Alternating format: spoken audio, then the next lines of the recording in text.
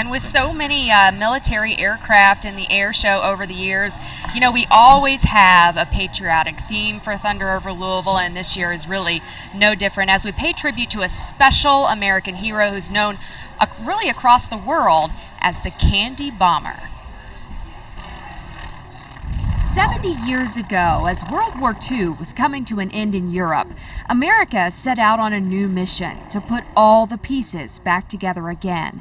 People in West Berlin had finally found freedom, but food and supplies were scarce. It was just gone. They didn't have enough to eat. They had a blockade on food. And the only way to get them help was by air. It's a scenario in which Kentucky's Air National Guard is well versed. Airmen here are always on call when the world is in need, and they never hesitate to step up, whether it's airlifting relief to Haiti or sending supplies on C-130s to West Africa.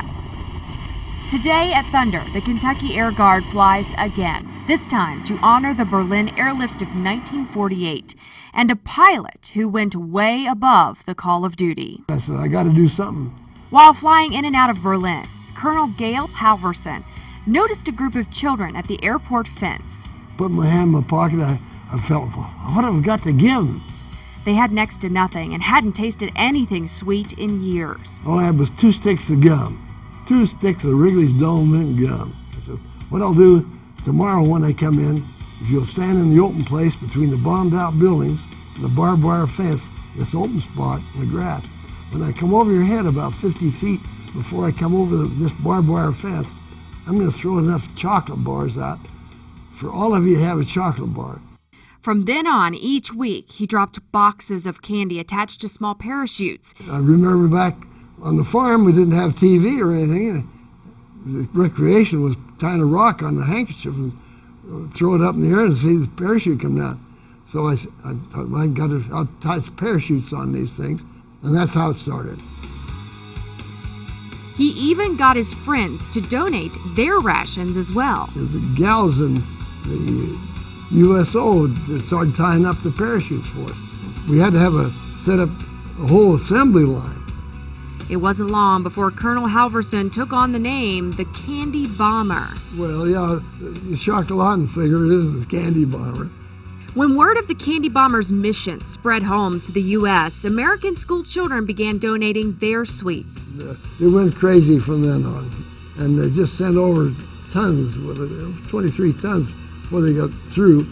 By the time the airlift was over, American pilots left an everlasting legacy in Germany. So it was a great operation. It was not me alone then, it was everybody. Everybody was doing it, so it was a lot of fun.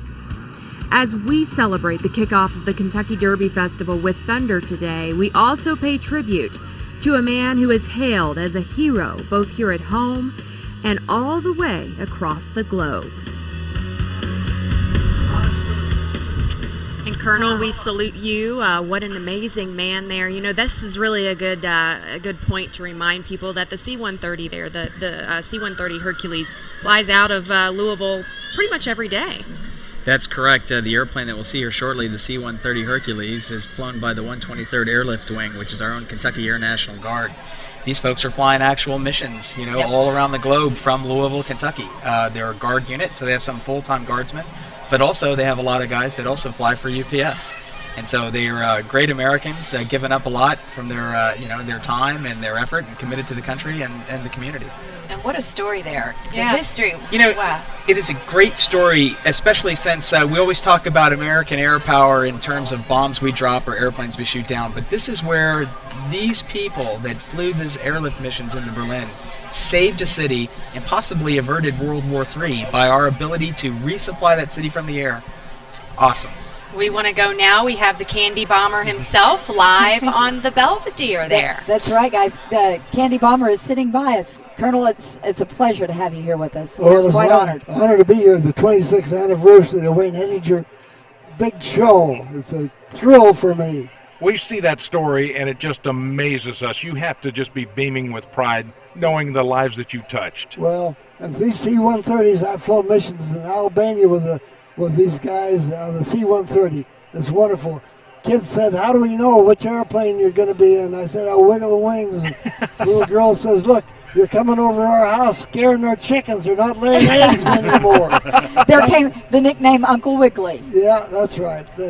She says, but when you see the chickens, drop it there. I don't care if it scares them. I'm still talking to that gal, not today. You are well decorated, Colonel. You have the gold medal here in the United States, but you're also proud of the declaration that you have around your neck. Well, the President of Germany gave me the Bundesverdienstkreuz, the German Service Cross, to the Order of Merit for my work not only in the airlift, but I went back for 2 sticks of Wrigley's double mint gun in 1948. I went back as the commander of Tempelhof for 4 years.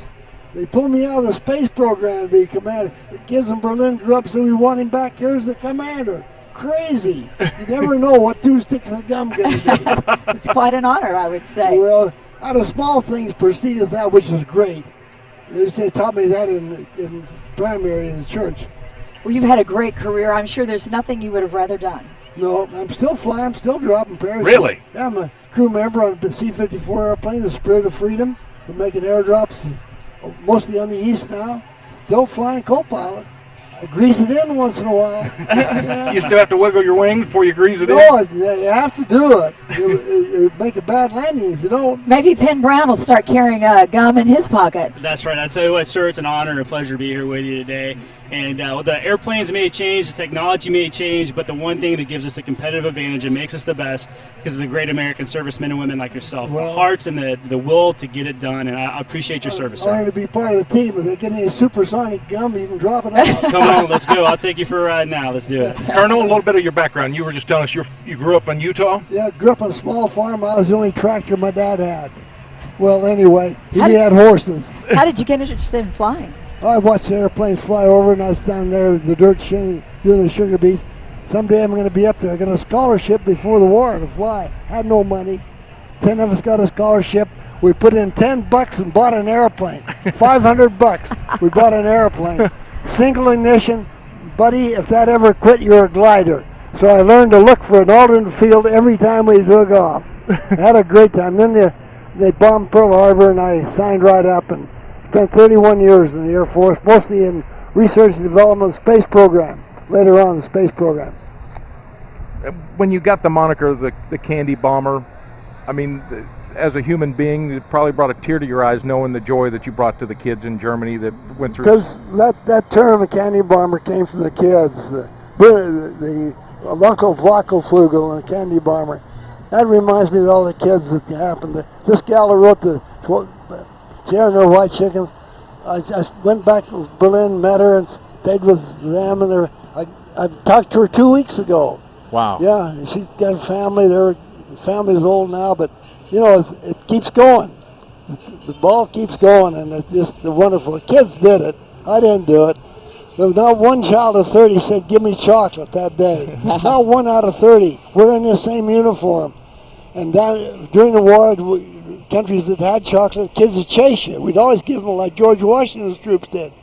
But not one child in an hour at the fence had me stop, said, "Give me chocolate." Gratitude, attitude, service before self. Those kids did it, not me. Scrooge had done the same thing. Not one did it. I turned and took 2 sticks of double mint, broke them in half, 4 pieces through the barbed wire. The kids that just got a half a stick, I thought they were going to fight. 30 kids. But they tore off the outer wrapper in strips, just strips like this, and passed to the kids that didn't get it. The kids just smelled the wrapper, put it up their nose. The kids just the smell, their eyes got big. Who wouldn't drop chocolate bars? What'd they do for a chocolate bar? 2 sticks of gum and turned to 23 tons of about a shorty. All my buddies were doing it. You're an ageless wonder and a national treasure. Oh, I'm not certain Scrooge would have done that. It takes a great man, and we're so honored to have you here with us today. Well, it's an honor to be at this special thing. The Hennigan family and the Hill family have been really good to me here, I'll tell you. It's been wonderful to be back there. I've only been through here a couple of times, but I love the place. All right. And this is incredible. Thank you, sir. It's Thanks, a pleasure meeting you. And Wrigley's missed out. They should have had him That's right. promoting the gum. My your picture goodness. should have been on the wrapper, I do believe. We Thank told you, you sir. had the best seat in the house. Thank If you're you. watching WLKY for Thunder 2015, you would have not gotten to talk with Colonel Gale Halvorsen and we certainly appreciate you being with us. Thank you much. Thank you. God bless America. God bless God you, bless sir. America. Keep We'll up take the a break. fighters. We'll have Yes, more sir. coverage right after this, live from the Belvedere, WLKY Thunder 2015.